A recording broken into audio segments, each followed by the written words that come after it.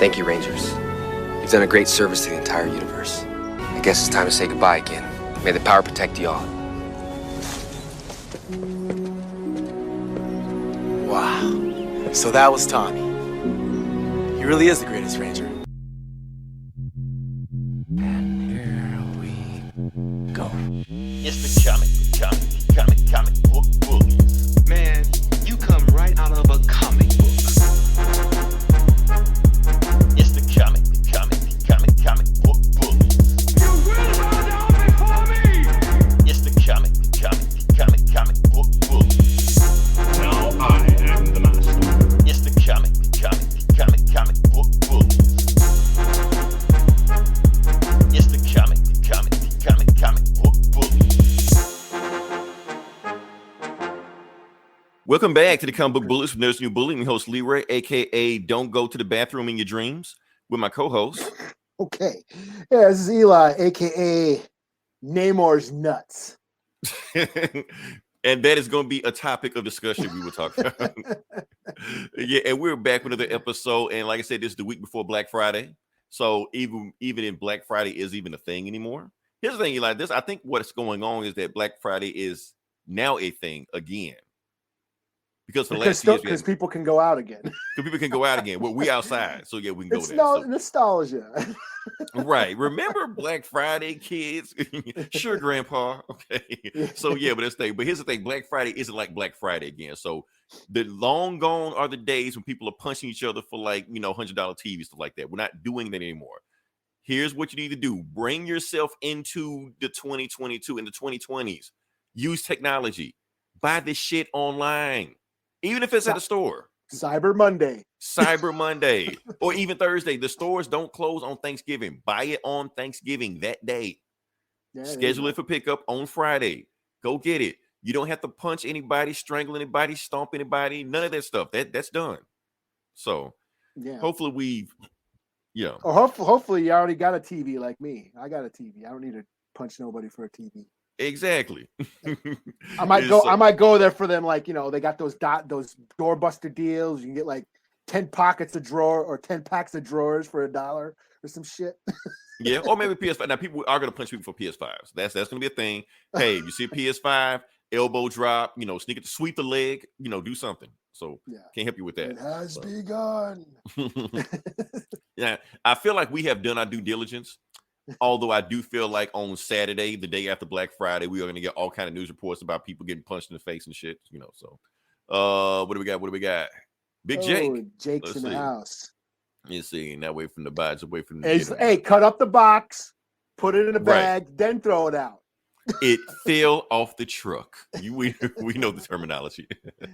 Yeah, don't throw the empty box in the top of the garbage bin and say, "Hey, this motherfucker got a PS5. Look at his garbage." Exactly. More information for the comic bullies. The more you know. We tell you how to steal shit. So yeah. Yeah, because with the BIPOC bullies, I guess. I don't know. Yeah. All right. So let's get into the podcast. Let's just jump into it. Like I said, we had a fun show, but we do have to get some information out of the way. Let me get Jake out of here. Sorry, Jake. There you go.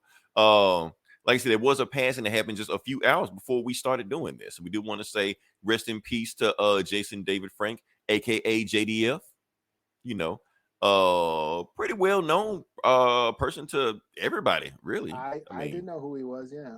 Yeah. I mean, like I said, even if you weren't a fan, like I said, I understand that some people were fans of Power Rangers. Me personally, I think I kind of grew out of that fandom.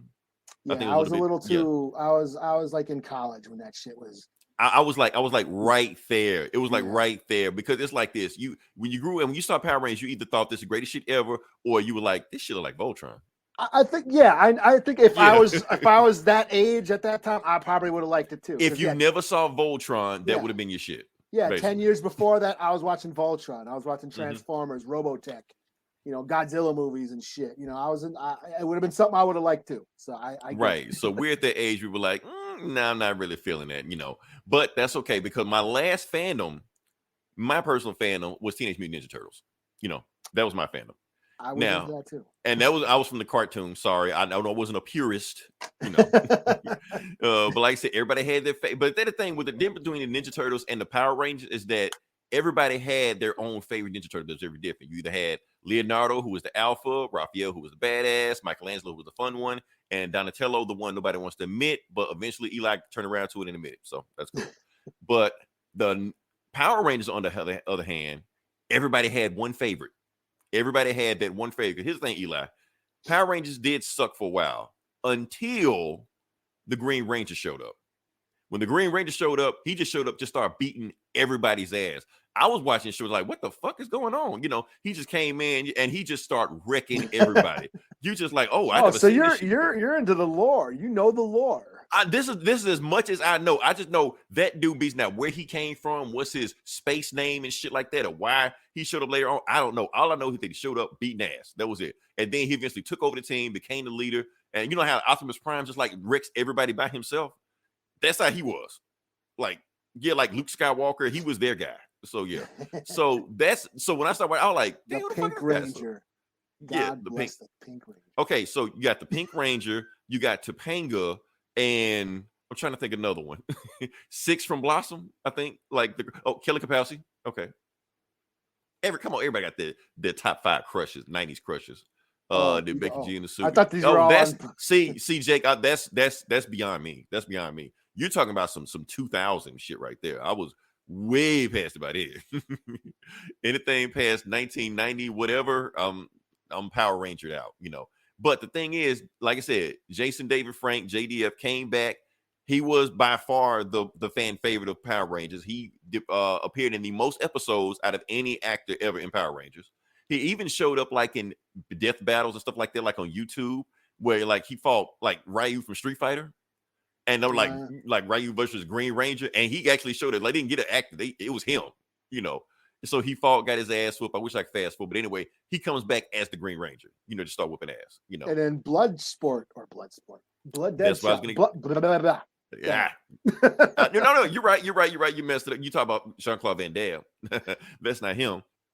But before, I got it. Before Vin Diesel, you know, who just kind of half-assed his way through the movie. I don't care what Get Valiant says. He half-assed his way through the movie, you know. The only reason why I know about this is because of Get Valiant. Exactly. Shout out to Get Valiant. Shout out to Get Valiant. Shout out to Get Valiant because the thing is, Jason David Frank, he actually did their intro for their podcast. Oh, no shit. Yeah, he did the intro for their podcast. So that's how, because like I said, he was deep into it. And that's the thing about it, because let me just show you. Like I said, this is Jason David Frank as Bloodshot, the OG Bloodshot, not Vin Diesel. And see, that's the thing, like he was dedicated to, like he said, he went back, read every Bloodshot comic, wanted to know what Bloodshot was, went in there. And this ain't no fan shit. Oh, is this that was Ninja financed. K or Ninja. I got to talk. Yeah, you talk to Eric and find out about this shit. I don't know. Like I said, I'm not a Valiant guy, but yeah, this is the thing where they did, like, Valiant financed this, so it's not like a fan thing. They put money behind this and pretty much put on YouTube and did a web series. So, and he played, you know, Bloodshot on there. So I thought that was pretty awesome on there. And that's the thing about, like, you can tell when people just cashing in, like Vin Diesel, like, oh, I'm gonna just use this whatever project as my star vehicle. And you got other people that have respect to the lore, respect to the source material. And that's what JDF did. So I appreciate him. Eli, don't you know him from something else? Isn't he in your realm? No, I don't. I just know no. Yeah. I think he was. I know he was like an MMA fighter for a while. Like in that's what I was wondering, because I knew you. Yeah. But I'm not. No, I'm not too familiar with the guy. Like I said, I'm a little too old to be a Power Rangers fan. You know, I am aware. I know of Power Rangers as a concept. And I knew he was part of that. And I know, you know, I mean, I think it's pretty sad what happened. I mean, even though I'm not a fan, I feel for the fans who were, you know, I know, you know, it must be hard being a kid growing up on a thing, and, you know, someone's your hero, you look up to this person and they meet a tragic end like this. I mean, it's sad.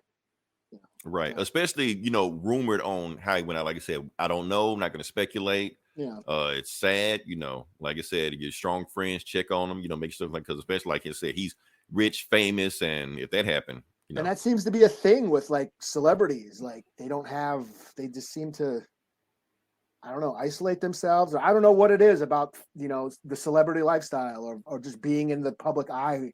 Yeah, because you think that's the life that everybody wants, but at the same time, that life is stressing these celebrities out. Yeah, You they know? gotta put on a front. They gotta present themselves in certain ways, and they're always in demand. They're always in the public eye. I mean, yeah, And I even mean, if they flip out one time, they're yeah. canceled. Oh You know? yeah. I mean, we know how much the internet sucks. Right. And if you're like someone who's like hugely popular and the internet turns on you, that's gotta suck. I mean, we've seen celebrities just disappear from social media just because like they need the break. They need to, and who knows what this guy was going through, but people, Yeah, it might not have they anything to do with the internet. We just, just yeah. assuming, but yeah. Yeah. So yeah, it's sad.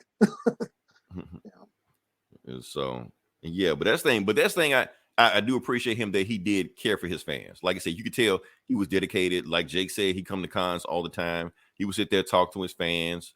Like I said, Power Rangers didn't get cool until he showed up. Yes, there was a Black Ranger. Yes, I appreciated him break dancing before he started fighting people, but until the Green Ranger started showing up, fucking up people, that's when I was like, okay, I'll fuck with the Power Rangers a little bit, but that was about it. But hold up, let's see what Jake got. Do love his fans, always attending different cons. That was something else. Yeah, that's right here. I heard he was at a lot of cons and shit. Yeah, like I said, because you can tell as much work as he put in the Bloodshot, you can tell that he put the work in. Like you think if Vin Diesel put half the work into Bloodshot as JDF did, maybe Bloodshot would have stood out different instead of just seeing like another Fast and Furious clone, something like that. So that's my thing. But yeah, like I say, rest in peace. Good journey, sir. Yeah. All right. So Eli, I'm gonna throw the ball in your court because we're gonna talk about something honestly I have no idea about. Really? Even though it's like a national phenomenon that I feel like I've been. I was talking about Walking Dead. Yeah, let's talk about Walking Dead. Okay, well, yeah, I guess just to put this out there, the Walking Dead series finale aired tonight. Yeah, the final episode of the series. I did not watch it. In fact, I haven't watched Walking Dead in years. So you're just treating like the CW now, huh? I stopped watching Walking Dead pretty much right around when the last comic issue came out. Now I've read every issue of The Walking Dead. So once the comic ended, I pretty much gave up on the show because the show was sort of just a watered down version of the comic. It didn't go as violent or as hard or as dark as the show was. It wasn't like the comic. The comic was like, had some balls that the show didn't have. What was it on AMC or something? It was on AMC, but I got to admit, it did, make horror, TV a little bit more popular. American Horror Story and, the Hannibal and whatever, these shows started coming out, it kind of brought it hit around the same time as the MCU was taking off. It popularizing, comic book movies and characters and comic book TV shows. People forget that Walking Dead was a comic book before, like for a very long time before the TV show even, happened. A lot of people on that show got their start, Denai Guerrera, what's her name? Who plays Okoye. Yeah. She was Michonne. She was a fan. I know people still call her that, like when they see her on Black Panther, they call her by her Walking Dead name. Like we call Stifler, yeah. Michonne, she was a fan favorite character. She was the AMC and Breaking Bad. Yeah. It pretty much, was the staple of it. It pretty much kept AMC's lights on, John Bernthal became Frank Castle. He was on The Punisher. We had the little girl who played Little Ray was on there. So many, isn't one of them the chick from Star Trek? One of the new Star Trek shows. You got me on that. Sasha, she played Sasha. I mean, there's so many actors got their start, or Jeffrey Dean Morgan and Jeffrey Dean Morgan. Yeah, even though he was around before, but yeah. Yeah, but now he's popping up in Bruce Wayne and the Martha Wayne and So yeah, Flashpoint Batman, but DC gonna DC, but yeah. Yeah. So yeah, I mean the show lasted a long time. I stopped watching it after a while. Yeah, I did actually watch Fear the Walking Dead, Jake. I forgot there 2 shows. Yeah, I did watch some of that. I watched a couple of seasons of that just because it was kind of fresh, and I knew that, you know, the thing about the main series is because I read all the comics, I kind of could see and predict where the show was going, you know. Whereas Fear the Walking Dead was all new characters, so that was kind of fresh. But yeah, I even got bored of that, you know. And yeah, I mean, it came out during the height of the zombie trend, and it also killed the zombie trend. You know, zombies were huge in the, you know, mid 2000s, mid teen thousands or whatever, 2010s, 20s, you know. And yeah, it was huge. I mean, video games, movies, Last of Us, which they have a yes. Last of Us TV show coming out next year on Yeah. HBO. Yeah. Yeah, not even next month. Shit. Yeah. So I mean, I hear that they're supposed to have a bunch of spin-offs from the show, because they just want to milk it. But I mean, yeah, like, as far as me, I haven't been into the show in a while. You know, so who knows? But hey, it has endured over 10 years. Yeah, has it been? Yeah, 2020. Yeah, like 12 years, 13 years. The show, 2010, shit. when it first came on. So it is a thing. It is hugely popular. I mean, yeah, it's funny when you go to Target or Walmart and you see Walking Dead merchandise. And they had like like hundreds of podcasts just dedicated just to Walking Dead. Yeah, yeah. So, yeah, just had to mention it. Since we cover comic book news, figure I just throw. And it is a comic book show. Yeah, it is a comic book show. You got to keep reminding people, like, oh, y'all just talk about Batman, Superman. No, we talk about comic books, like Walking Dead. You know. Yeah, I did watch, or I did read all the Walking Dead comics. You know, I know how the Walking reviewed Dead them ends, on here, and I reviewed them. Yeah, like the very last issue jumped like 10 years ahead, like a big time jump, like 10 years ahead, where Carl, who died on the show, is still alive in the books. You know, he was now the sheriff of another town, and Rick was dead.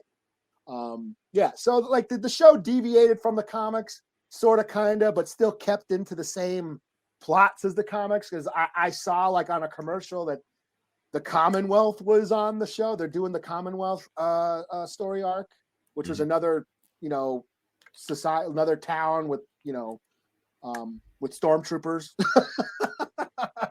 Interesting. They had soldiers and stuff. But yeah, I mean, the show is more about, you know, like all great zombie stories, which are all full of social commentary. It's the other humans that are the bigger threat. The zombies are just the environment. Man is the monster. Yes, yes, they're us. It's like George Romero and Dawn of the Dead. We're us. They're us. We're them.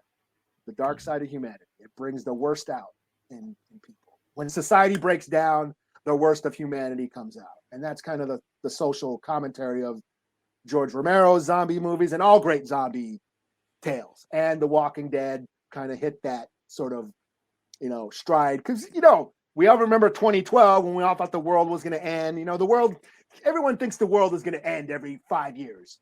And Y2K and yeah. So you know, and Walking Dead is sort of you know, a glimpse into a mirror into that ending of civilization. You know, doomsday preppers and all that shit. And The Walking Dead sort of, you know, helps people cope with that. So yeah. And it was made by the same creative Invincible. If you like Invincible, hey. Oh yeah, there you go, Robert Kirkman. Yeah, Invincible. You know, same guy. So he's making money hand over fist, but yeah. And Invincibles will come back next year. So yeah. Yeah. Fuck this comic book shit. Right. That's where the money is. He like Bendis. All right. So yeah. So like I said, so we just talked about a comic book show. We're gonna talk about a non-comic book show. But it also wrapped up this week also. So I don't know if anybody watched it. I saw it. I just wanted to just talk about it because, hey, I have a podcast. Why not? Like, somebody should talk about this, you know. Yeah, so I want to talk about total control. Exactly, like be the change, you know. Yeah. So like I said, I just want to just briefly talk about Atlanta series finale. It is done. It was 4 seasons. It is completely wrapped. Like I said, it took forever for this show to get done, even though it's only 4 seasons, just because the actors over the period of time when they were doing the show, all of them got super huge and popular. You know, Zazie Beetz is in Marvel and DC. Paperboy is in Marvel. Lakeith Stamps and DC. He was in the Joker. He had that brief part in the Joker. Oh shit, they were both in Marvel and DC. Okay, they were both in Joker. Yeah. So yeah, these guys are everywhere. So so they're everywhere, and I appreciate them going out, right? So that's pretty awesome. I do want to think, because here's the thing. I want to talk about just the series finale, just the last episode. It's very interesting because in every last episode I've ever seen of a show, they always ask these questions. Like in Dallas, did JR shoot himself? In Sopranos, did Tony Soprano, what happened at the end of that? Something, kill himself, not kill himself? They suspect he was killed. Okay, You know, so it's always those questions. That's like the big theory that those ambiguous questions that keep. It doesn't show it, but everyone that seems to be the theory. Yeah.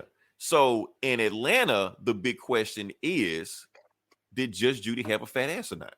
Oh, that is the number one question. Yeah. Woo. But that's the question. I gotta watch this now, man. That is the question. I'm gonna get to it in a second because it was a big question. I'm gonna tell you why in a second.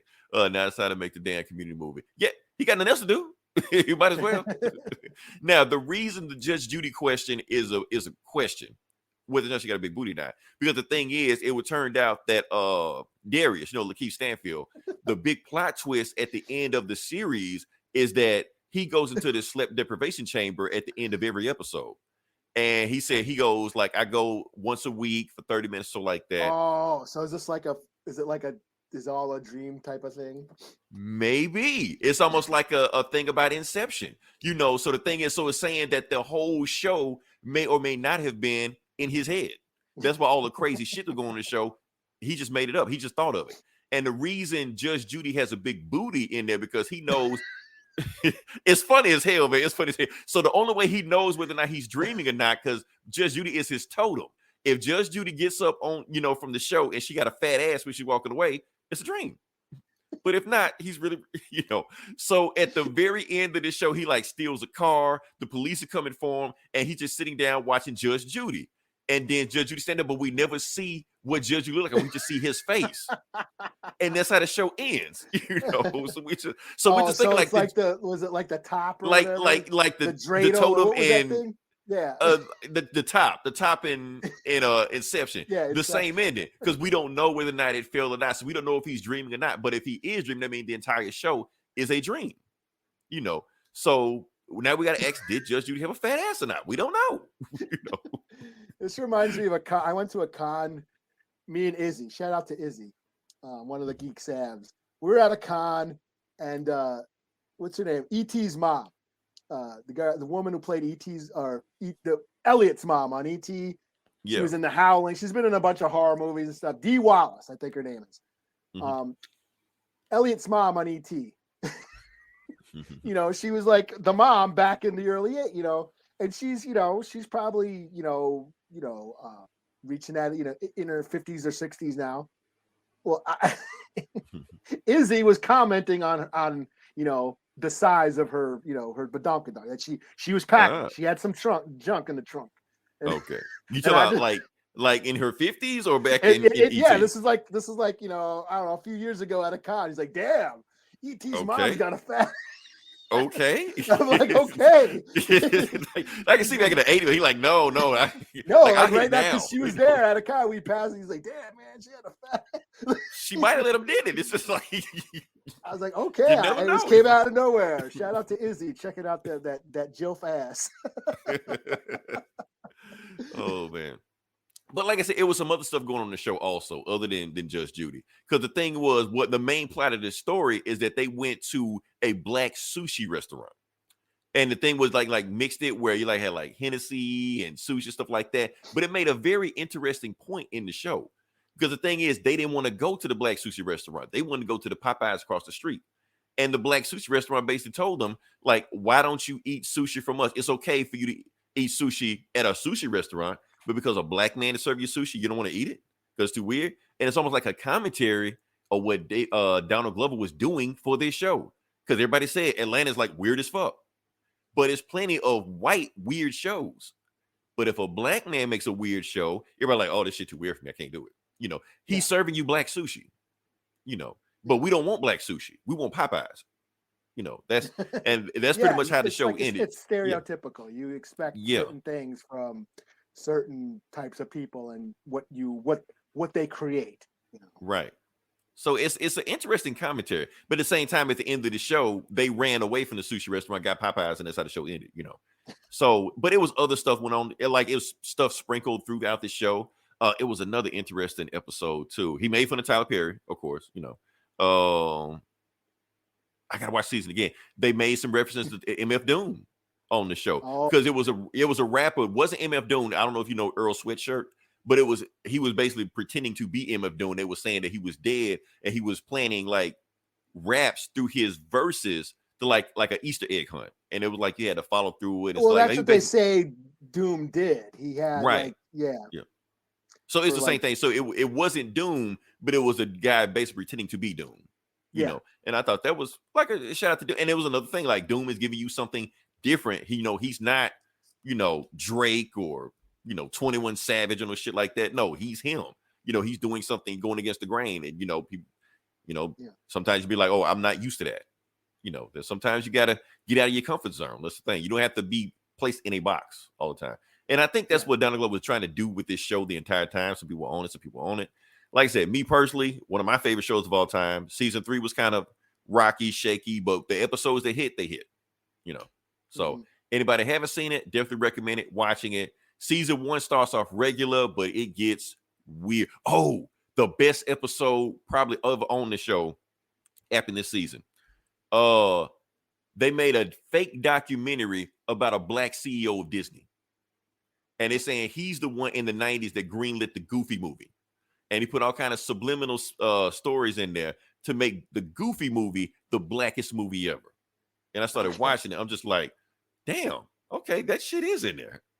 Like he got like Tevin Campbell R&B song, like Goofy's son and his best friend like dapping each other up. And I'm like, oh, how I never noticed that. So it's like little, it's fake, but it's just the stuff they put in there. I'm just like, I can't believe they just slipped that stuff past me, So that I thought that was pretty. And the thing is, it almost seemed like that was like Donald Glover basically saying what he's trying to do on his show. Like he's slipping stuff past the networks and trying to make the blackest show ever. And the guy they made him almost look like Dwayne McDuffie.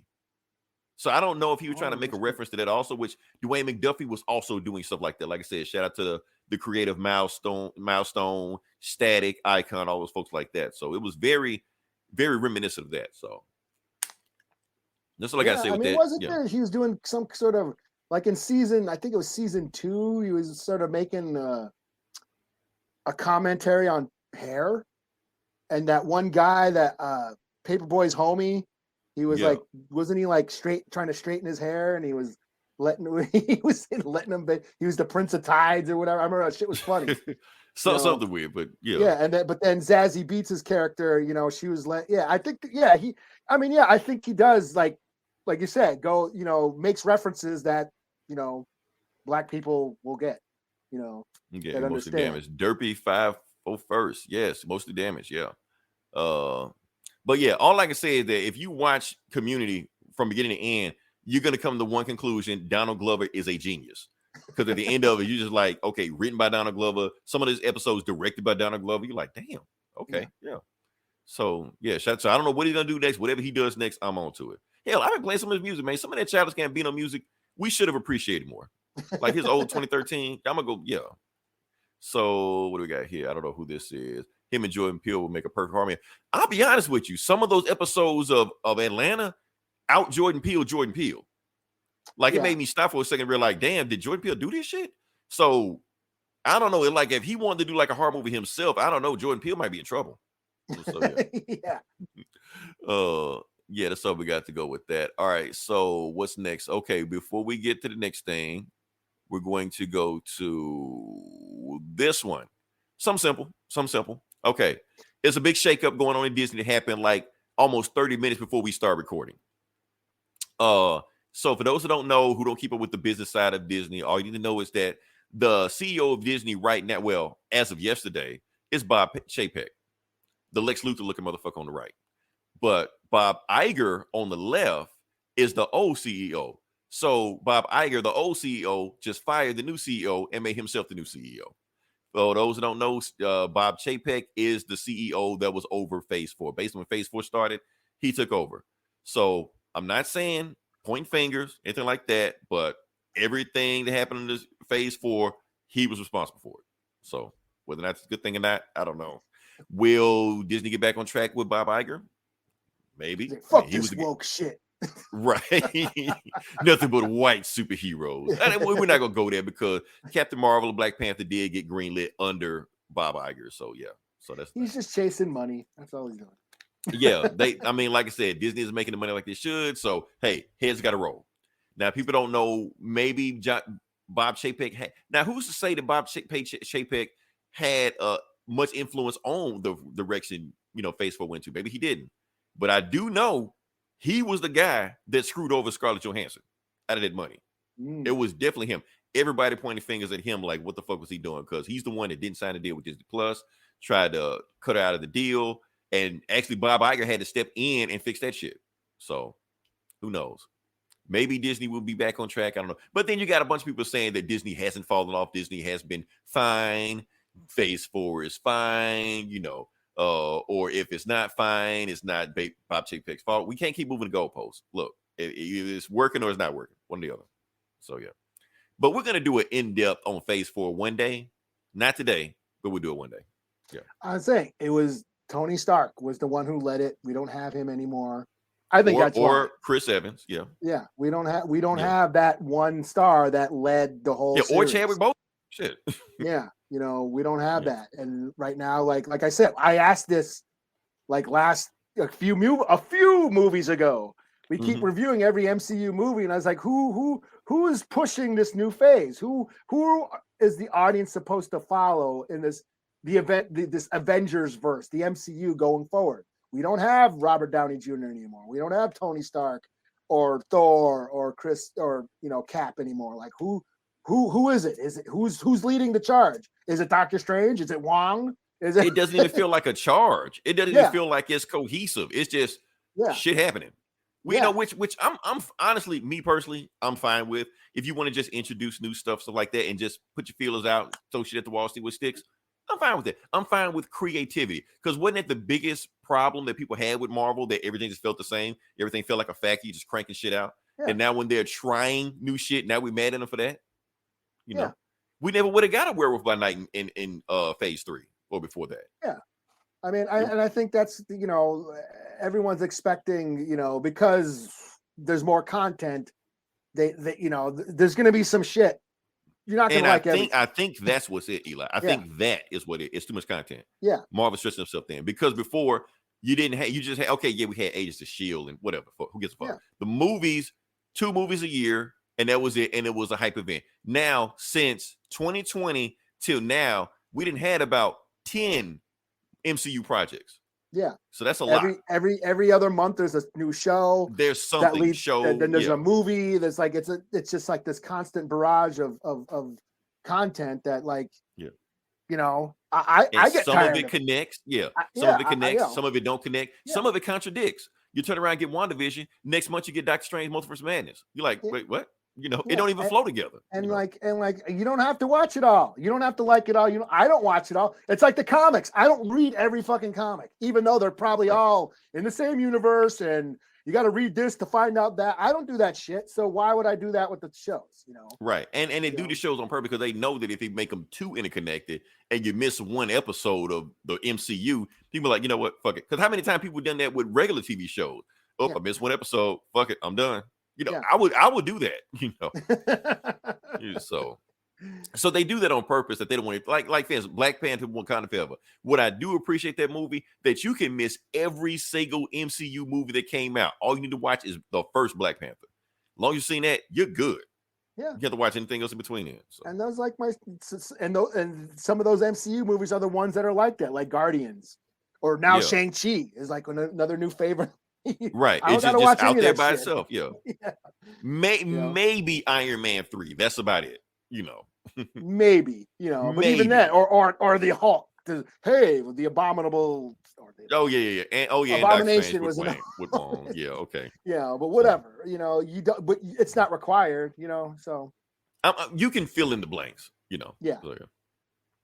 So that being said, let's move on to some more Phase 4 news. So now we're going to talk about something that is a big deal right now.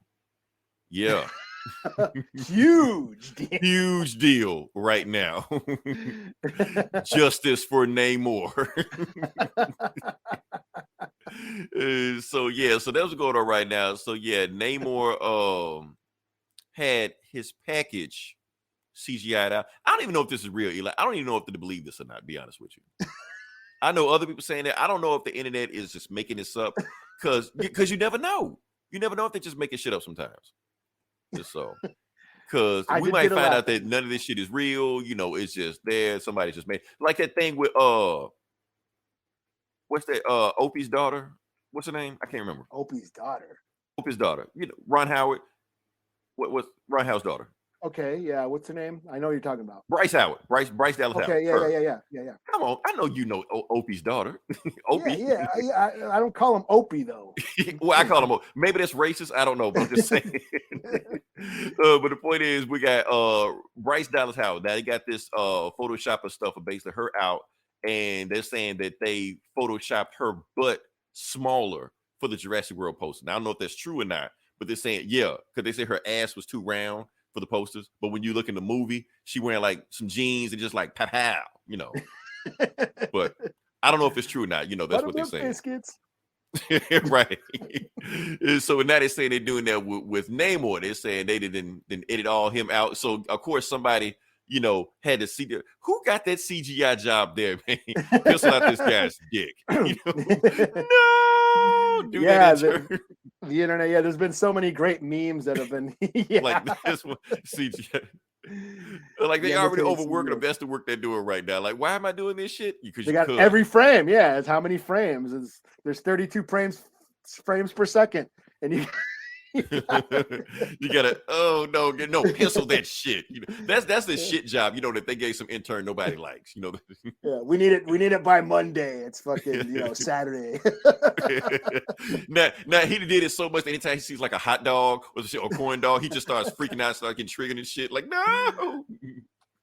Oh man, like oh that. man, Oh. I saw one that of course we can't show it because we already on thin ice as it is. Yeah, it's because of content, but it showed like it was two pictures. It showed the ocean. It showed a shark fin sticking out of the water, and it just said shark, and then the picture below it said Namor. It showed a dick sticking out of the water. Oh man. Oh god, it was great. I was so stupid shit. Oh man. Now honestly, actually, that's the Loch Ness monster right there. They said that's Loch Ness monster. It's really just a whale dick. I'm serious. That's what they said. Oh man. So Namor's Loch Ness monster. But here's the thing though. So if Namor is rocking like this, then it would make more sense for him to bag Sue Storm. That's all I'm saying. I'm sorry, Reed. You have no chance. I'm sure Reed could do it too. But Reed can cheat and do it. Yeah, Reed can cheat, do it too. But he's all natural, man. It's like BBL versus the real thing. Oh man. Yeah. So I think we talked enough about Namor's dick. You're welcome, ladies. Hopefully this will let me show you one more time. Hopefully this will up our analytics with the female viewers one more time. Boom, we just went up 1%. Okay, there we go. All right. So what are we on now? I think we can jump into the next part. All right. Yeah. Okay. Yeah. Like I said, this is Comic Book Bullies, where we talk about comic books and we just up into it. Eli, you have more books than me. I am going to do a retro, and my retro is long as Namor's. Yeah. But let's see what you got. Bulge. Right. Right. Girthy. Well, I guess I'll start out with Nightwing number 98. Okay. Let's see what we got here. Hold on, before we get there, let me see what sometimes we're about to now. Yeah, we're about to now, man. Everybody's gonna leave now. Whenever we right. This way the analysts just drop. So Nightmare. Nightwing number 98. So this is where Night might show up, the little imp from the what dimension? Fifth dimension. Yeah. So Nightwing's got one now. Okay, so he's risen in popularity. Okay. Yeah. So basically he Nightwing and Barbara and they all took Maroney. Was it Maroney? One of the mob bosses. Salvador Maroney. Yeah, one of the mob bosses from Bloodhaven. They're transferring him to Gotham to testify against all the other 5 families or whatever. And of course, they got ambushed. Everyone was trying to kill him, and then so they took him into hiding in one of Batman's hideouts in the woods in Gotham. Now, let me. Did they show the 5 families? No, they're just saying that Maroney had. Is it Maroney or Falcone? It's one of the two. I can't remember which. One of those. I think Catwoman is head of one of the families now. I think I read a Catwoman book where that happened. Yeah, basically one of the mob bosses, Falcone, Maroney, one of the Gotham mob bosses has ties to all these different criminals, and he's cutting a deal. Of course, now he's a rat, so the mob's after him. Nightwing is basically he's in protective custody with Nightwing, and they're at one of Batman's hideouts. And in the last issue, a car just sort of shows up in the middle of the woods outside, Batman's bunker that they're hiding in, and it turns out it's Rick Grayson, one of you did tell me Rick Grayson showed up last time. Okay. Nightwing's the alter ego he had when he had amnesia and shit. But it turns out it wasn't really Rick Grayson. It turned out it was Nightmite disguising himself. He can turn into anybody. Okay. And, basically says that Blockbuster had made a deal with the devil or whatever demon. I think that same demon, was it the same demon from the World's Finest? The RZA guy? Yeah. Maybe, yeah. Anyways, made a deal, but since he's dead, the demon is going after the soul of the daughter, which was that mayor. So they got to go rescue her. And of course, and it's a really goofy, story. Nightmite is like, you're so cool. I want to give you everything. Superman's got Mixoplek or whatever. Batman's got Batmite, and you got me now. And I look up to you, and I'll everyone. And he actually makes a wedding. He like snaps his fingers, and Nightwing and Batgirl are about to get married. Is like, aren't you guys gonna get married? And he brought everybody. It's like a really kind of a Deadpool-ish, very goofy, issue. But they said, no, we're not gonna get married. Let's go kick some demons' ass. So they basically go and kick the demons' ass that are after the Blockbuster's daughter. And then at the end, he's like, thanks for helping me, blah, blah, blah. You're cool and all that shit. It's just a cute brief little interlude and giving Nightwing his own little imp. So I don't know how I feel about that. It's like, I get Superman because he's fantasy shit. And they actually written out, they basically said Batmite is like a figment of Batman's imagination. Now, that's what Grant Morrison said, to write this shit up. So having him have his own imp, so it's going to take some time to get used to, because it's like it's complete tonal shift of everything else you told me about the Nightwing books. Yeah, it is. It's a very goofy, lighthearted, fun story. As long as it's a one shot, I guess I go with that. And that seems to be what it was. I mean, I thought it was cute. I'll give it a 3 out of 5. It was fine. It wasn't as dark and gritty. It was like it reminded me of like a Deadpool. Just him fucking with people and like a leprechaun just playing tricks and shit. So. Which that's basically what they are. So those 5th dimension imps. So 3 out of 5. Yeah. All right.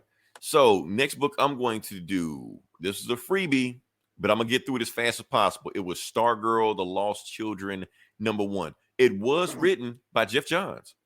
So apparently he kissed enough ass they let him back into DC. Good gracious. So because only this, he's got like some other stuff he's got planned too, like some Justice Society, whatever, and blah blah blah, and all stuff like that. So we can go with that. So like I said, I'm gonna just run through this fast as hell, just get it done with. Okay, so the book starts off. Matter of fact, it's on DC Universe. I'm gonna read it, but so it starts off with we're going back to the 1930s, 40s, the 40s, with these Golden Age superheroes called Ace and Gary, the ambiguously gay duo. Nah, not them. TNT and Dan the Dynamite. Now I did look these guys up. I've never heard of them, but apparently they are a thing in DC. So apparently they can touch rings, and he can turn one of them into a human bomb or grenade or some shit like that, and they just fight some guys. So whatever, they beat some guys up. So cut to present day, And Dan the Dynamite is reminiscing on his time, and it turns out the TNT is dead. But Dan Dynamite, he's old dude now. He's middle aged, whatever. TNT is dead, and he's in a ship going somewhere, but we don't know where he's going. We'll find out later on. Cutting to present day, and basically you get an old backstory of STARGIRL and how she, you know, her and her stepfather Pat, how Star Spangled Kid and all this shit like that, blah blah. Yeah, whatever. Okay, so she's basically getting grounded by her mom because she skipped school because she went and fought Solomon Grundy with Red Arrow. Red Arrow is Green Arrow's sister. Yes, she was in Arrow, but she was like in the later shows where everybody stopped watching. But yeah. So since they fought Solomon Grundy during the school day on a Monday, she was like, "You're grounded and you can't see Red Arrow anymore." She's like, "But mom, nope, can't do it." And that's it. And her stepdad, Pat, you know, said the same thing. So she's grounded, got to go to school. You know, that's it. So she goes, and I'm just cut to the end. And that's when Red Arrow sneaks in. And she's just like, "Come on, we got to go." "No, I can't go. I'm grounded. Plus, I can't see you anyway." "No, we got to lead."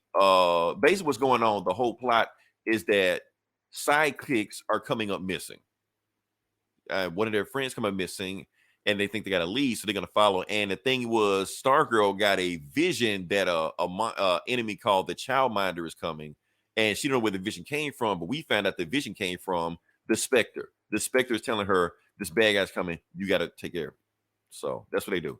So they go find Dan the Dynamite. Well, they go find a lead on Dan the Dynamite, and they find out that he is tracking down all the dead sidekicks, even sidekicks they never heard of before. They're like, "Why are there so many sidekicks that we've never heard of? What's going on with this?" So they get a lead and they go find it. Meanwhile, that sidekick Dan the Dynamite at the end finds the ship that he's going to. He gets there, but he crashed into this island, which is where he's trying to go to anywhere. And when he steps foot on the island, he goes from an old man to a young kid. And yeah, and he just like, I don't know what happened, but somebody tells him you shouldn't have come here. And the book ends with him yelling the end. So yeah, that's the art looked pretty cool, I must say. Art looked pretty good. I don't know who did the art. Yeah, I'm pretty sure Jeff Johns is going somewhere with this. Stargirl is his passion project, so he always loved Stargirl, but I don't know. I guess so. All right. Yes. I guess I'll do. It was free out of 10, so yeah. You know, should I do this Blade? Yeah, I was gonna get this, but I know you were gonna get it. That's why I didn't get it. Yeah, it was kind of a whatever for me. Oh, don't tell me that. No, I mean I just got it just to check it out. Okay. Like, ooh, Blade. Ooh, no, because I'm not. I guess this is. It's like deep in that Avengers lore. It's just not which I'm not. I'm not current on the Avengers right now, so I don't know. But apparently, in this book, there's a vampire nation in Chernobyl, which is now a sovereign. The world has recognized it as its own sovereign nation. Dracula is like the president. So just right then and there, I was like, rolling my eyes. I mean, what they try? Marvel's trying to make the Vampire Nation a thing because they're like fighting with the X-Men and shit. Yeah, so they actually make him a thing. Yeah, President Dracula or whatever. And Blade is like the sheriff of this town, of this vampire land or whatever it's called. So this is pretty much like a hardcore or a hard-boiled detective story. It's a murder mystery. Some outside mercenaries came in to try to assassinate Dracula. But they end up killing the wrong vampire. So then Blade has to go investigate. And it's basically Blade, going around, trying to find who killed this vampire and solve the murder. And he's basically a detective, like Philip Marlowe or whatever. What's those old detective? Yeah, Philip Marlowe was one of them. Yeah. Mike Hammer, is that a thing? Yeah, Mike Hammer. Okay. In fact, it's even got his narration, the voiceover, Blade's voiceover as he's investigating. You can almost put it. You can almost hear like the jazz music. Yeah, the soft saxophone. Yeah. Yeah, that it feels like has that sort of feel. But he uncovers this conspiracy where this countess, this vampire countess. I was is going to say, basically- with the femme fatale in there. Yes, Okay, yes, yeah. yes. There's the femme Okay. fatale. All the this tropes. Okay. Vampire countess basically funded some outside mercenaries to come in to try and kill Dracula, but they got the wrong guy, and all that. So so that's what it is. He covers this conspiracy, solves the murder. Basically, Dracula's like, "Yep, I'm here to stay. I got, I'm the man, and I got my council here, and we're gonna, all that." There was some pretty interesting moments where like it shows like the day-to-day life of vampires in this vampire nation. There's like vampires in therapy. There's like the emo teenager vampires that are like all depressed What is and Marvel emo.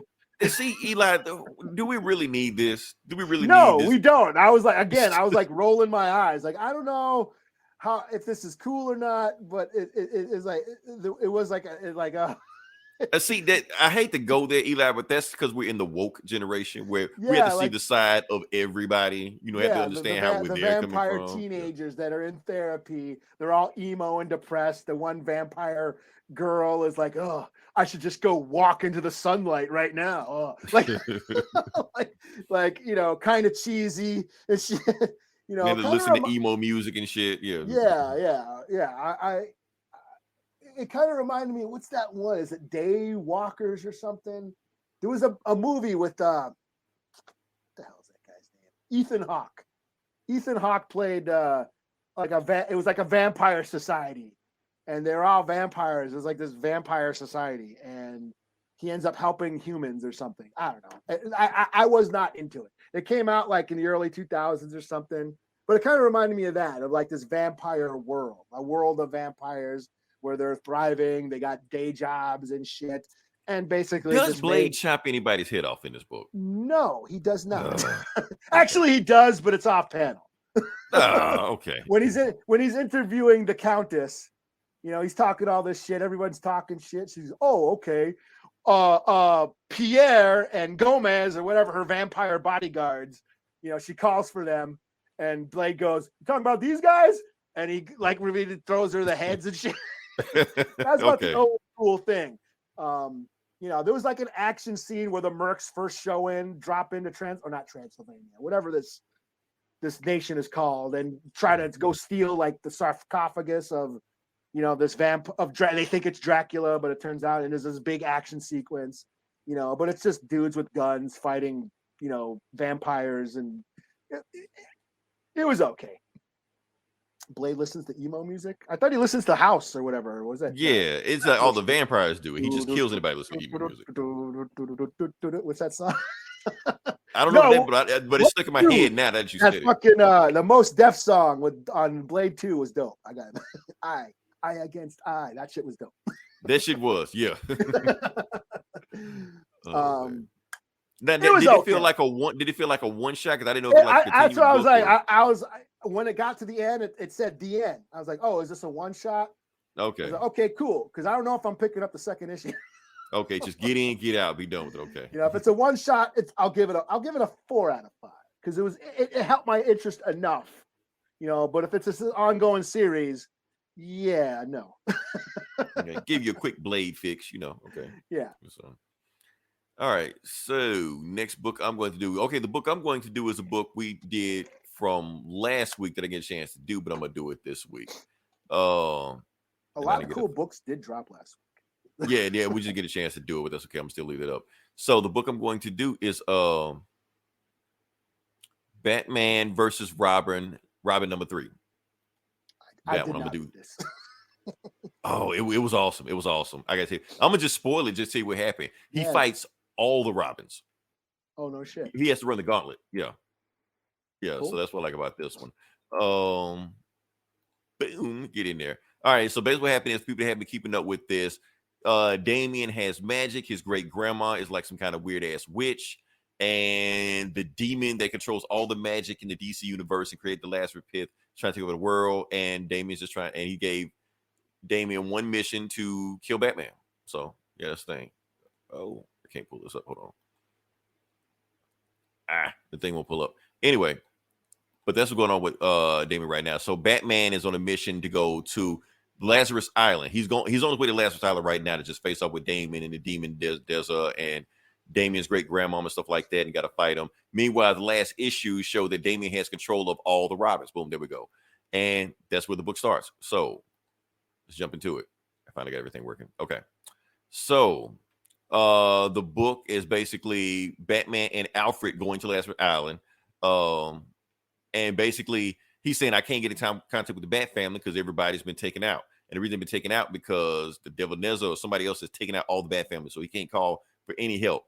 Meanwhile, Alfred's eyes are glowing, and we see in the next panel, somebody looked through a crystal ball, and they can see what's going through Alfred's eyes. It's Mother's soul, Damien's great grandmama. Basically, Alfred is a spy the whole time, and they're just using him to see where Batman is going. So meanwhile, all the Robins, you got Tim, got the cake of Cagliostro. Red Hood's got Aquaman's trident. Spoiler has the Black Bison spear or something, and Nightwing has the sword of Azrael. Yeah, I've never heard of this or something, but they all got like magic. Is that from Man of Bats or some shit? I hope not. I've never heard. Because isn't that Batman Incorporated going on where Man of Bats is running around and shit? It is, but the way they're doing it now, this could be from anything. They just like magic shit, just whatever, you know. And Damien just sends all the Robins out. He like, go kill my dad by midnight, you know. And they all run out and just go get him. So yes, so basically the book is he got to run the gauntlet. So Batman's just like, okay, Alfred, you stay here because I can't have you getting in my way, otherwise it might wear me down. Because we don't want another situation will happen, you know, with Riddler and the Labyrinth. You know, he was like, so he like, you stay here, and that's it. So Batman goes because he knows what's about to happen. So he goes there, and meanwhile we see Talia al Ghul, you know, and and Damien comes in there. He sees his mother. He was like, basically, I'm gonna just pass this. Talia's been kidnapped. She's being mind controlled by him also because Damien's trying to get revenge on her also. I'm just cut to the panel where you just see that she's being mind controlled and she's in her mind prison. Yeah, right there. So, yeah. So that's me. And he's like, I'm showing you mercy because I'll just kill you right now. I'm going to just leave you just strung up like that, you know. Meanwhile, Batman is walking down the trail. So he knows it's an obvious trail that Damien wants to go through. So he's trying to like go through the trees like Tarzan and shit. And then that's when he gets ambushed, invisible. He was like, and he hears Tim's voice. He was like, Tim, you're invisible. And that's when Tim goes, aren't I always invisible when Damien's around? I'm like, uh-oh, shots fired, you know.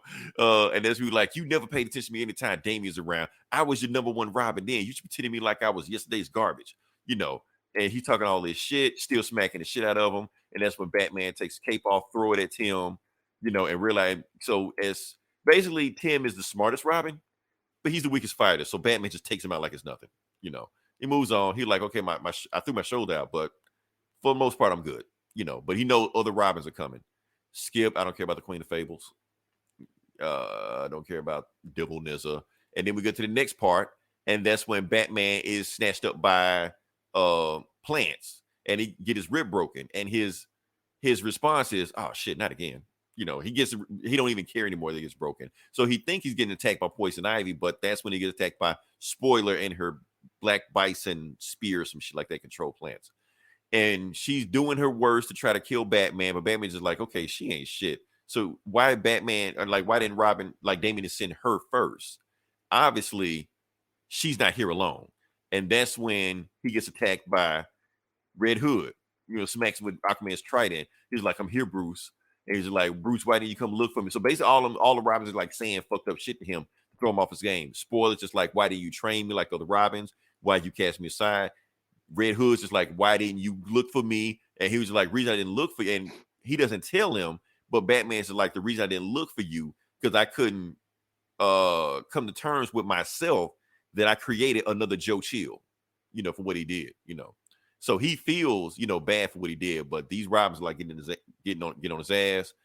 Red Hood's blocking this shit, and right before Red Hood goes for the killing blow, he gets close enough to bam, Batman hit him in the solar plexus. You know, takes Batman, Aquaman's trident, smacks him in the face, and knocks him out.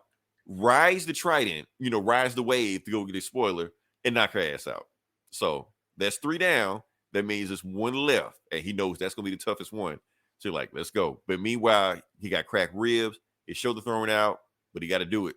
So Skip. Anyway, we know we're going to Nightwing now. There we go. So he sees the island. Right before we get there, that's when he sees he sees Alfred finally caught up with him, and he sees Nightwing. And Nightwing is saying fucked up shit to him also. He was just like, I was one of the greatest showmen in the world, one of the greatest actors in the world. Everybody loved Dick Grayson, but you took me out of that life. You killed Dick Grayson to fight your dumbass war, where I could have been, famous for what I did, And Batman, he's still saying this to Batman. Batman realizes he don't have anything to fight him, but he fights him anyway. They go at it sort of as real. But here's the thing. Nightwing is kicking his ass. Now, we don't know is because he ran the gauntlet and he just tired, or is Nightwing just that good? We don't know. So he's still getting his shit out kicked out of. He knows if I can get the sword of Azrael out of his hand, then I can do it. But Nightwing is just letting him have it, and he's about to get him. And that's when, still stabbing him. And Alfred just like, Batman, stand down. You don't have anything left to fight him with. He's like, yes, I do. And Bruce grabs his arm and it puts him in front of him, and Nightwing stabs Alfred. He was like, thanks for blocking that blade for me. When he does that, Nightwing like shakes out of the mind control. He's like, Alfred? So he realized he just killed Alfred, and there's enough time for Batman to beat the shit out of him. So he's down.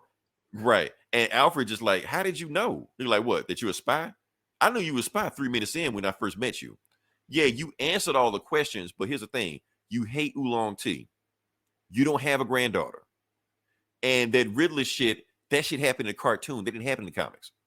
So you can, so I've answered your questions. You know how to answer questions right. But if I agree to your shit, you don't know the difference. So I knew you was a spy. I knew you're not really Alfred.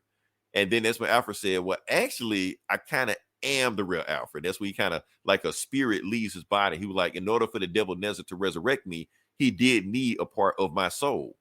So it was me the whole time, Bruce. So I'm fade away. But here's the thing. I don't want you or Damian to blame yourself for what happened to me, especially back with Bane and your crazy ass daddy. What happened there, you was across the world, and Damian was against more than what he wanted to. So I want you two to make up before I fade off into eternity. Promise me that, Bruce. And that's when he hugs him one last time. And that's when Alfred kind of just fades into the ether, like Jedis and shit. So he just disappears, promise me, and that's it. So Batman puts on the mask, treats his wounds, and he runs into the cave. Be continued. So that's it. So pretty cool story, man. We got to see all the Robins, go at each other. I kind of like that. So now I just looked it up. The Black Bison spear, is from Black Bison, who is a supervillain, a native supervillain. He's usually a dude, but she was on The Flash. Remember that episode with The Flash where the native chick was trying to steal some shit? I think I do. Yeah. But I don't think she had a spear. I think she just had like powers and shit. She was doing something. I think she was played by an Asian. And damn. Okay. but they made her they gender swapped the character. Okay, so in the comics it's a dude, but in the show it was a woman. Yeah. Gotcha. Okay. Interesting. Yeah. So I figured it was something. So yeah. Let's see. Oh, I guess I got Shang-Chi. Get that up there. So this is Shang-Chi number 5 and the 10 Rings number 5. So this is and they are relaunching this book also. Yeah. So there's this tournament going on to see who can have control over the 10 rings. And Shang-Chi and a bunch of other fighters are in there, fighting for the control of the rings. And but in this book, we get a flashback to the origin of the 10 rings. Okay, about time. So basically, we get a whole flashback back in Tao Lo, that magical realm that's in the movie. There was this worm or whatever, the desolation worm, who fed off of like evil or like negative energy. Anyways, all the fighters had to like help fighting and destroy it, and they end up basically trapping the worm inside this ring, the universe ring that one of the guys wore.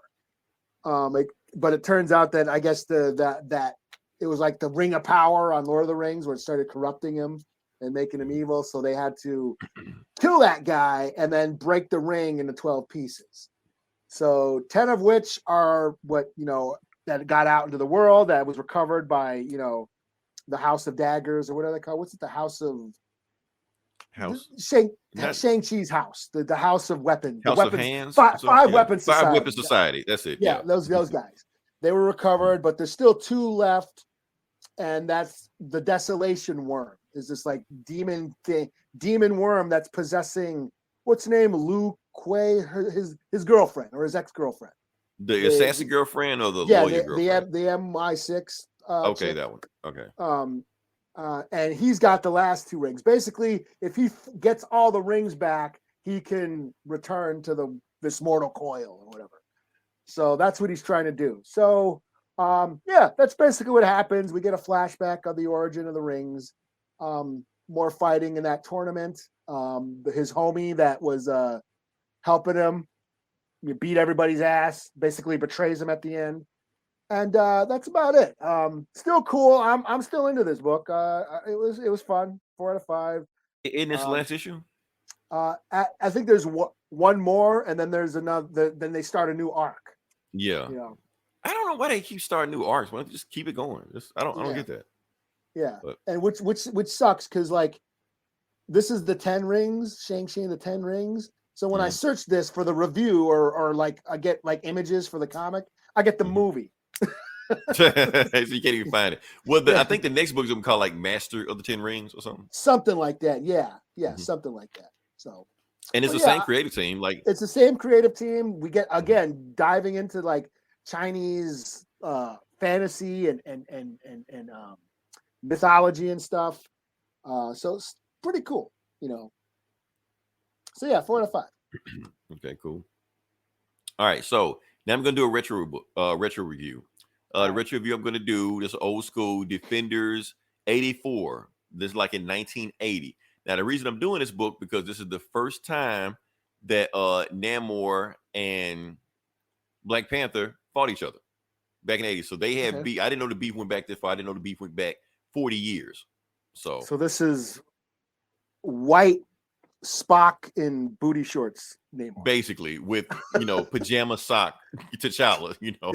This is just simple, and that's the thing. Like these old school books, they have a charm to them if you can get into them. So yeah, let's just start this. So I didn't read the book before this, whatever, but it's a continuation of the last book. But we're just gonna just jump into it. And Hulk's in it too. So like I said, it's Defenders book. Yeah, so, Hulk was on the Defenders back in the day. He was part of the team too. Yeah, so this is basically Namor and Black Panther fight with Hulk just in between, just doing shit. Yeah. So let's get into it. All right. So the book basically starts off with, it continues on from the last issue where the Defenders, Doctor Strange, Namor, and the Hulk fought some dude named the Unnameable, and they beat him. But the only way to beat him is that like they trapped him inside of Hulk's mind or some shit like that. But whatever it is, it took Hulk out. So they're celebrating, but they're all kind of depressed. Well, Namor is upset, but we're kind of depressed because Hulk's messed up. He don't know if Hulk's gonna recover.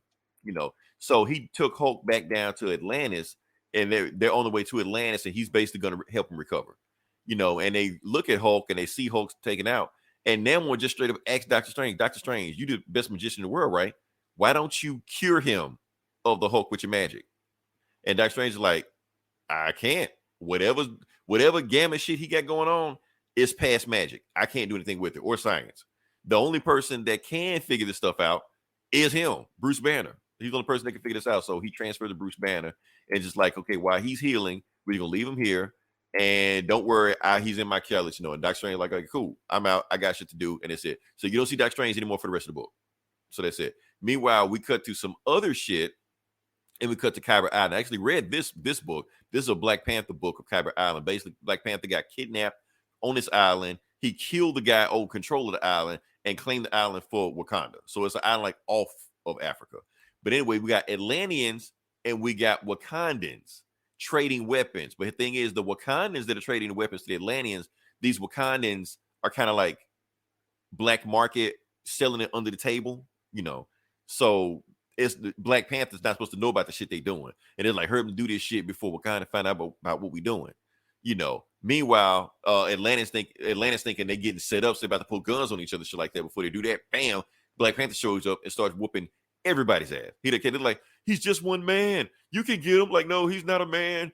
He's Black Panther. And he just starts kicking the shit out of everybody, And meanwhile, some of the Atlanteans get away. They're like, oh, I'm not fighting this guy. I'm getting the fuck up out of here. So they get in their ship and leave. Black Panther see some guys getting away, and he sees his army finally showing up. They're like, say something for us, Black Panther. He like, get these guys. I got to go chase these guys, find out where they're going. He thinking they're just, pirates. He doesn't know what these guys are. So he jumps in one of their ships they left behind and go chasing after them, like in the sea. So he's like, I'm going to get these pirates and find out where they took our weapons to, because he knows they selling some black market weapons from Wakanda, sneaking them out. So he was like, everybody just stand back. I'm going to get these guys. Nobody going to do anything until you get a word from me. So they go. But meanwhile, when Black Panther goes down there, he sees the big Atlantean ship. He's like, oh, shit. So it's not a pirate I'm after. This is actually Namor's ship. He's never met Namor before, but he realized he's about to meet him. So before Namor sees that one lone ship is coming after him, he's like, who the hell is trying to attack my entire fleet by himself? Who is that damn crazy? Let me go meet this guy. So Namor goes to the thing, to it, and yeah, right here.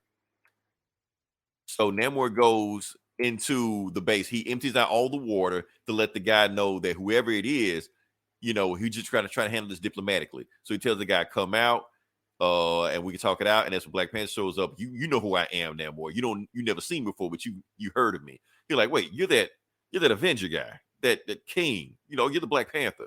He's like, oh, he realized the guy fucked up because he thought he was. So Black Panther thought he was just chasing some regular pirates, and Namor thought he was just facing off some like regular ass dumbass. They didn't know they were facing off against each other.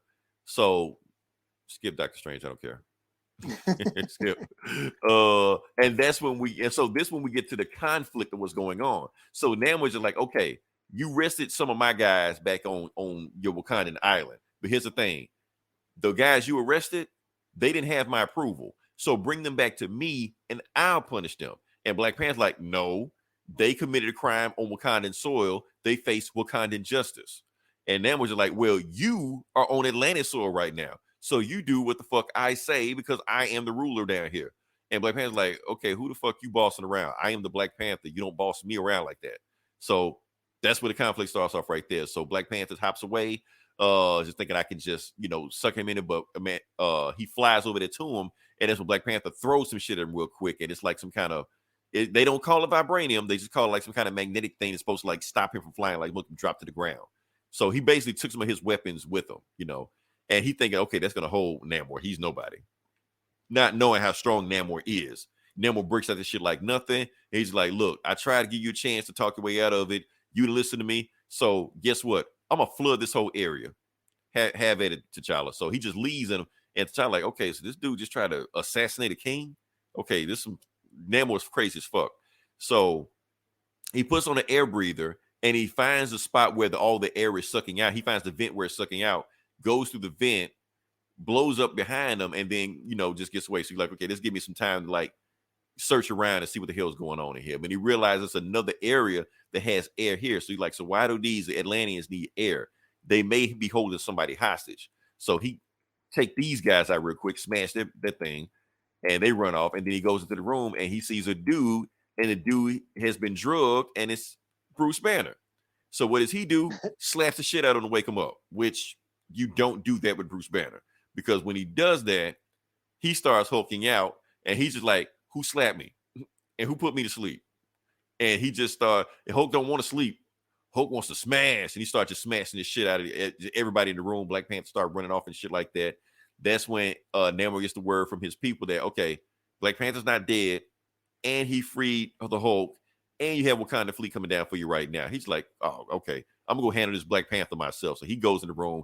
Dude's getting tossed out the room left and right because they messing with the Hulk. And he goes in there, and he sees Black Panther, you going too far.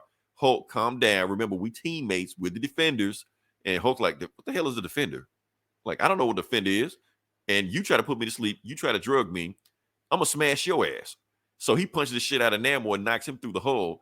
And that's when you get like all this water sucked in there, and they all go flying out into the water, into the ocean. Of course, Namor can breathe, so he's okay. But Black Panther can't breathe in the water, so he's choking. Meanwhile, that's when Wakandan fleet is down there and rescues him, and Atlantis starts shooting at the Wakandan fleet, but they suck him out before they get in there, so everybody's okay. And Namor just grabs Hulk, and he's like, just drags him back to Atlantis. You're like, okay. Then Wakandans rescue T'Challa, but he's unconscious. They don't know if he's going to make it. And they basically say, if T'Challa dies, it's war. We're declaring war right now. So everybody, and matter of fact, they didn't tell anybody, but Wakandan has a nuke. And Atlantis is like, if they come back down here, we're going to shoot them with missiles again like that. So basically, they're arming a war against each other.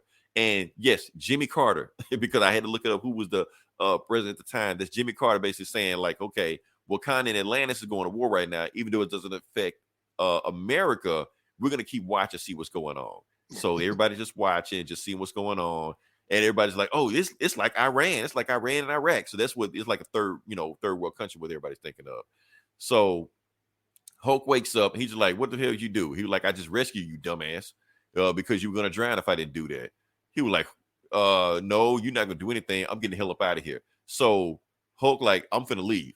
And Hulk jumps out of Atlantis all the way to the top, past the sea and everything, and just jumps out there. But the thing is, he jumps out so fast that the Wakandans looking at him think that the Atlantis just shot a missile at them. They don't know the difference. They just think he shot a missile because it's so far away. So like, oh, well, they shoot a missile at us.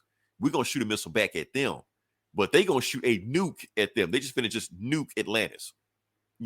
And that's what T'Challa wakes up like, what the hell just happened? Oh, we at war and we're about to nuke Atlantis. He's like, wait, what? You're like, put me on the phone with Namor right now.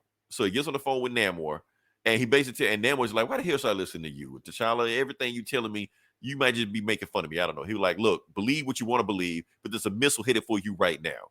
And he was like, okay, well, just tell me where the missile is and I'll find out. So Namor goes flying out and sees the missile. He's like, oh shit, what kind of got nukes? I didn't know that.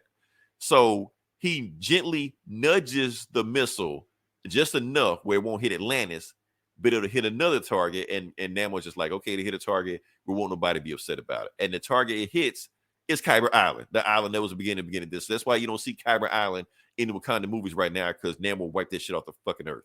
So it's gone. And Wakanda's just like, well, we kind of fucked up because now the world know we have nukes. So yeah. This is bad. Me and Namor got off to a bad start. Maybe we can patch this up some kind of way. So he's thinking he can apologize. Well, not apologize to Namor, but maybe they can come to terms. And Namor is just like, okay, that's been taken care of. I'm gonna negotiate a truce to get my people back from Black Panther. But if they don't do it, we're going back to war. And Imperious Rex, the end. So yeah. Mm-hmm. So pretty cool story. It kind of sets the tone. Like I said, it's some 80s goofy shit. But it sets the tone. Say that in the movie. We never, I cut out on the internet. Yeah, you never. Oh, it's cool. We kept going. But yeah, we didn't talk about how you said Imperious Rex, but because he says Imperious Rex a bunch in it. And basically, anytime I get the notion, anytime he says Imperious Rex, basically said, okay, shut the fuck up. I said what I'm going to say. Don't say anything after that. That's basically what Imperious Rex means. I thought it meant it's clobbering time. Or that too. It can mean different things, but that's what it seemed like here. Basically, he's saying, look at my dick. Look at my Imperious Rex. Look at it, woman. Just look. So that's it. So yeah, like I said, it's some goofy 80s shit back in Defenders, but it set the tone of what their relationship was going to be from there. Because when I read the old Christopher Free's Black Panther book, they referenced this story in there. Because Namor shows up, he was like, Black Panther, do you want another Kyber Island situation again? You're like, and they like, nah, we're gonna cool, we're gonna chill. So I like that, Cool. So give that guy a shout out for the movie. His name wasn't in the credits. His name was Al. I'm fucking his name. Al Hannington. Ed Hannigan. I think his name is. That's the guy that wrote this story. And Marvel just made $1 billion movie off his idea that he wrote back in the 80s in a one-shot Defenders Hulk story. So yeah. I don't know. Shoot, any other books you got or? No, I mean for this week. If we're doing last week's shit, which I don't have any video. Or I'll just say Ghost Rider was awesome. That's all I'll say. I'm pretty sure it was Ghost Rider. What else? Oh, Son of Kal-El was good too. Last week it was. There's one more book left before that book wraps up. So yeah. Yeah. Oh. But what else? Oh, what else did I do? Oh, Do a Power Bomb. That came out. Okay. That was dope. Big. The next issue is the last issue, but there was like a big, huge reveal happened in this last. A lot of drama going on. So. Gotcha. But yeah, Episode. Yeah, the ton of good books that came out last week. We didn't get to talk about them because we were, talking about Black Panther the whole show. So shout out to everybody. That's one of our highest viewed episodes on there, so we appreciate that. I knew people were going to come for that, so yeah. Yeah, I figured. Yeah. Yeah, give the people what they want. That's what they always. I figured say. I better watch it. So otherwise, I'm gonna spoil the shit out of it. See in this scene. You know what? I just posted a picture of Shuri and Black Panther today because Marvel just released the picture themselves. So I'm like, everybody talking about spoilers and shit like don't spoilers, but look, Marvel is spoiling the movie themselves now. So if you haven't watched it, that's on you. Your time is up. So yeah. Yeah, man. If you don't see it opening night, you're fucked. That's how it goes. Yeah, but we gave you 2 weeks. It's been 2 weeks, so that's on you. Man. If you watch anything this week, yes, and you will watch it too, Jake. That Guardians of the Galaxy dropped this week. Oh, is it? That holiday special, Okay, drops this week. Yeah. I'll finally watch some Christmas shit because I haven't watched. Yeah, we'll talk Christmas about that. Kevin Bacon will drop Easter eggs and shit like that. Is the last episode of Andor next week? Might be the last episode of Andor, yeah, which I've been watching. That's Andor. I'm glad you said that. I'm glad you said that because I was gonna bring it up. Andor episode 1 and 2 will air on ABC this week also. Oh, really? Yeah, it's gonna be on regular TV. Have y'all seen James Gunn in DC? Oh shit, I should have talked about that. Yes, I did, Jake. And I actually had that as my notes. I was gonna do it, but I'll talk about it now. So he dropped Mr. Terrific, Lobo, some other people also. Well, I know what he's doing. He's focus testing right now. He's putting feelers out to see what people want. Well, he asked the fans, like, what do you guys want to see?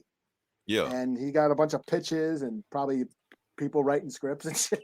Now, my fan casting, I don't like fan cast, but I'll do fan cast for Mr. Terrific. The black dude from The Good Place. That guy would be a perfect Mr. Terrific. I don't know if you've seen The Good Place, but if you watch The Good Place and you see the black dude on The Good Place, you'd be like, yeah, that's Mr. Terrific. Because Mr. Terrific is just black Reed Richards. That's all he is. So just do that. If you don't, Marvel will fucking race change him and make him Reed Richards. So you better do it first, DC. I just want another Swamp Thing something. Yeah, you know what? Make a Swamp Thing movie and make the villain Solomon Grundy. Boom! That's an idea right there. What the Imperious Rex? Namor's bones, man. Right? It's easy, man. Shit. That would be why dope. Are we thinking of this shit? Yeah, that would be dope. Yeah. So yeah. We shouldn't be coming up with these ideas. James Gunn, you supposed to be coming with these ideas. Fuck that, James Gunn. You work for Marvel and DC. Fuck that shit. Give me a Secret Crisis, Marvel vs. DC right now. You can make it happen. Do it. You coward. All right. That being said, like I said, we've been on the show long enough. So join us next week. We'll talk about some more shit. Until then, this is Leroy. This is Eli. We'll talk to you guys next week. Same bullet time, same bullet channel. I've been talking shit for a generation now. It's about that time for me to kick my feet up. Move on to other endeavors. Who's ready to take the torch? Somebody? Anybody? Haven't I taught you everything? When this shit dropped, I was like 16, trying to get some head from a mixed thing. Big dream, say goodbye to Rip James, nigga got a job. Had my little wide, worst fear was getting robbed for my last $50 that I had left over. $5 and they popped a nigga in his left shoulder. Minimum wage, $5.15, 13s on the whip, kept my shit clean. Actually, that was my mama shit. But I'm driving around town on my Obama shit. Middle class, my ass, just to get a tank of gas. Had to run the guns up the street and pawn the shit. But yeah, I'm headed for a scholarship. Little scrap game, but I got a lot of lip. That's why them niggas don't like me and always want to fight me. A dumb nigga hate a smart mouth, most likely. I know the game, I'm an expert. Nigga, how you gonna jump me if my legs work? Nigga, I'm gone. Showed up at a crib trying bone, and I ain't fucked yet, cause her mama always home. God damn, Lord have mercy. Please, God, don't let this little broad have herpes. My nigga say she fast like Jackie join a curse. See, gold medals if we gave hoes medals. No rose petals on a bed in the ghettos. Spider-Man sheets gotta sing a falsetto. Tall white tees, can't believe we used to wear those. White folks looking at us like we widows. but we was only kiddos. Grabbing titties in the club, pocket full of Skittle. Trying to get the kitty was like trying to solve a riddle. Trying to get the ditty cause I murder instrumentals. It's that good old fashioned Mark Jackson.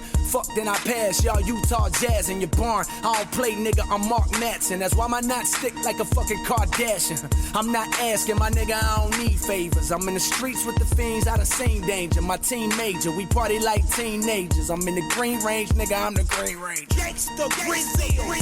I fucking ran out of breath. Team major, we party like teenagers. I'm in the Green Range, nigga, I'm the Green Range. Come on. Yeah.